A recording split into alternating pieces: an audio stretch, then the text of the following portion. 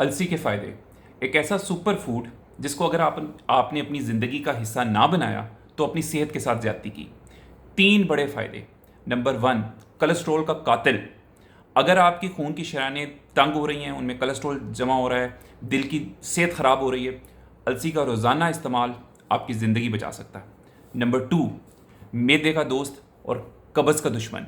अगर आपको कब्ज़ रहती है, दायमी कब्ज़ है, मैदा और हाजमा ठीक नहीं रहता और पेट साफ़ नहीं होता, रोज़ाना 1 चम्मच पिसी हुई अलसी निहार पेट खाएं, निहार मुँह खाएं, आप महसूस करेंगे कि आपको कब्ज़, गैस जैसे मसाइल से छुटकारा मिल जाएगा।